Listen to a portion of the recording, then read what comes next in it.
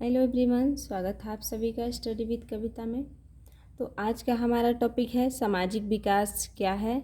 सामाजिक विकास के विभिन्न मापदंडों की व्याख्या कीजिए।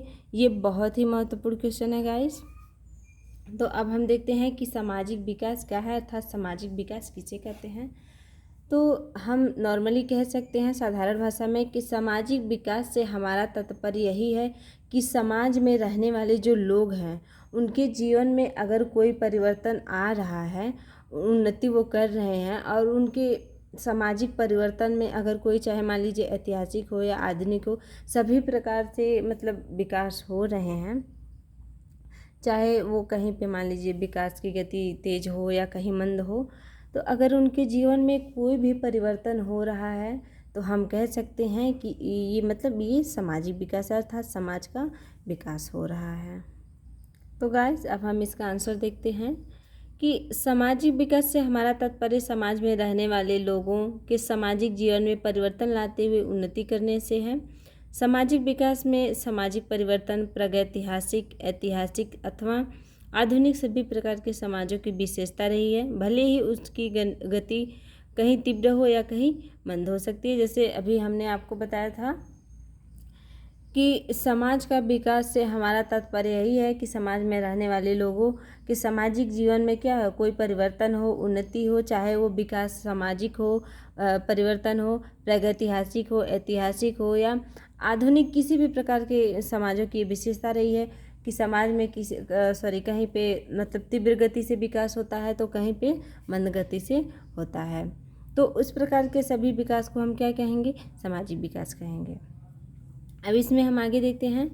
साधारण शब्दों में सामाजिक विकास से तात्पर्य उन लक्ष्यों को प्राप्त करने से है जिससे समाज के वंचित एवं निराश्रित अधिकांश लोग सामाजिक संसाधनों विकास में सामाजिक एवं आर्थिक न्याय, आर्थिक समृद्धता, राजनैतिक स्वतंत्रता, स्वास्थ्य एवं शिक्षा में सुधार आदि सम्मिलित हैं। सामाजिक विकास ऐसे सामाजिक ढांचे को इंगित करता है जो सामाजिक शोषण से मुक्त हो।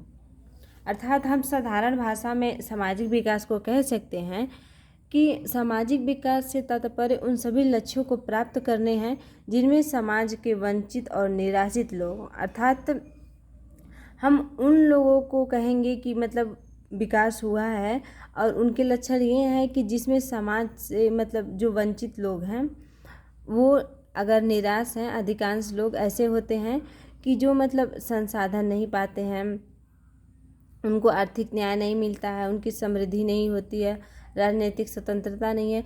तो इस प्रकार अगर उनमें ये सब सुधार हो रहे हैं, अर्थात वो आर्थिक न्याय पा रहे हैं, समृद्धता आ रही है, राजनीतिक स्वतंत्रता मिल रहा है, स्वास्थ्य की और शिक्षा में उनके सुधार हो रहे हैं, तो इस प्रकार के जो ऐसे सामाजिक विकास अगर उनमें हो रहे हैं तो उसे हम क्या कहेंगे, सामाजिक विकास कहेंगे। और सामाजिक विकास ऐसे ही ढांचे को इंगित करता है जो समाज में शोषण से मुक्त होता है, अर्थात जिस समाज में विकास होता है सामाजिक विकास, उस समाज में शोषण नहीं होता है, अर्थात तो शोषण मुक्त होता है समाज।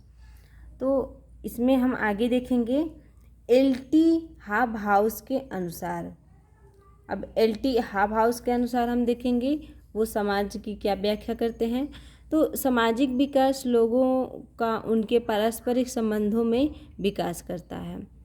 हाबहाउस का कहना है कि जो सामाजिक विकास है वो उनके, अर्थात जो सामाजिक विकास है वो समाज में रहने वाले लोगों के जो आपसी संबंध होते हैं, जो पारस्परिक संबंध होते हैं, उनका विकास है, ये हाबहाउस का कहना है। अब हम इसमें आगे देखेंगे कि सामाजिक विकास के मापदंड, हमारा नेक्स्ट हेडिंग है इसमें सामाजिक विकास के मापदंड।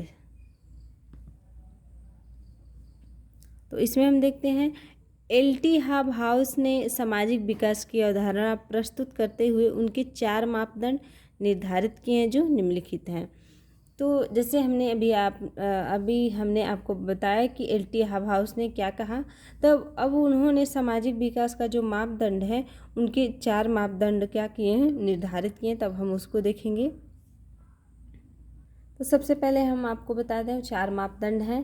पहला है परिणाम, दूसरा है निपुणता, तीसरा है स्वतंत्रता और चौथा है पारस्परिकता। ये 4 मापदंड दिए हैं हाव भाव ने।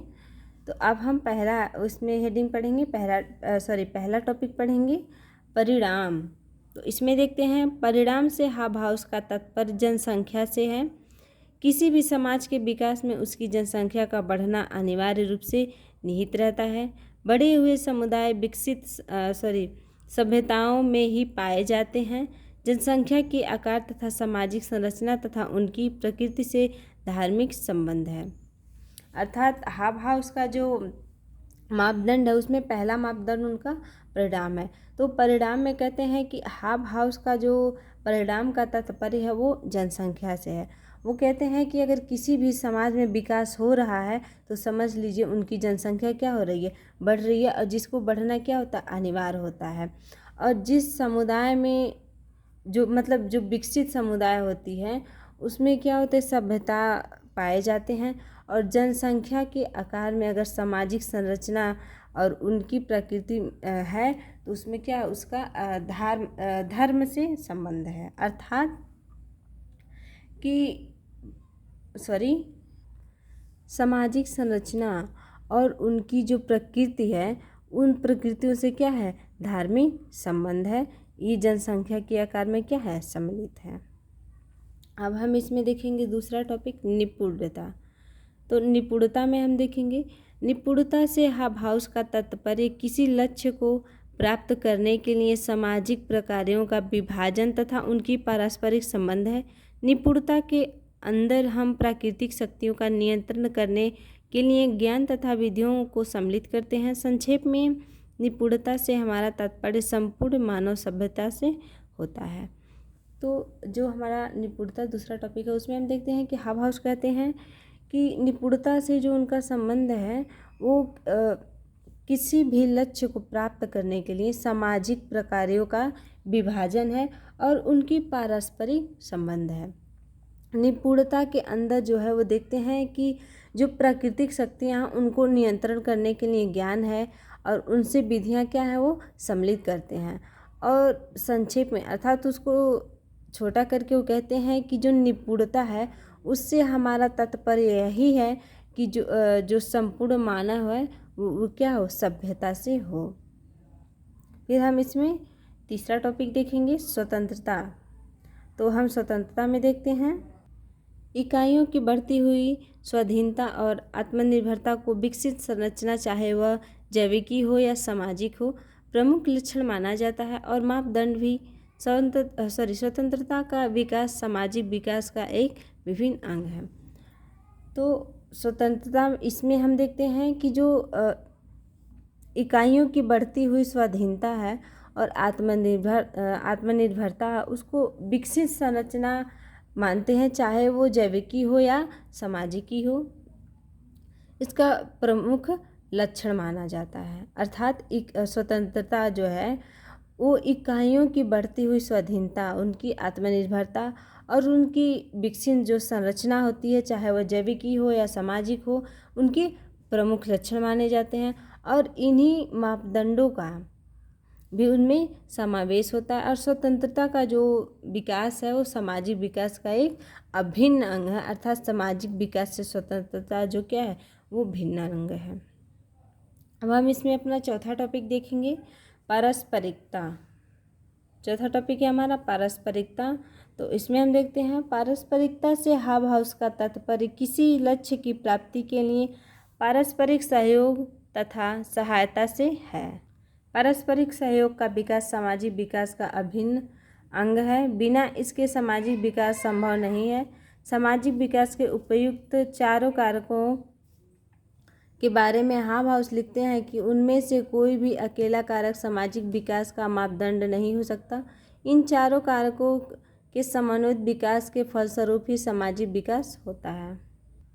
तो जो चौथा टॉपिक है हमारा पारस्परिकता, उसमें हम देखते हैं कि हाव भाव कहते हैं कि उनका तात्पर्य पारस्परिकता से यही है कि किसी भी लक्ष्य की प्राप्ति के लिए अगर पारस्परिक सहयोग है, सहायता है, तो विकास का जो सामाजिक विकास है वो क्या है, अभिन्न अंग है। और इसके बिना किसी भी समाज का विकास संभव नहीं है। तो सामाजिक विकास के लिए ये चारों कारक जो हैं वो बहुत ही महत्वपूर्ण हैं। तो गाइस, अगर आपको वीडियो अच्छी लगी हो तो वीडियो को लाइक और चैनल को सब्सक्राइब ज़रूर कीजिए। मिलते हैं आपसे नेक्स्ट वीडियो में। बाय।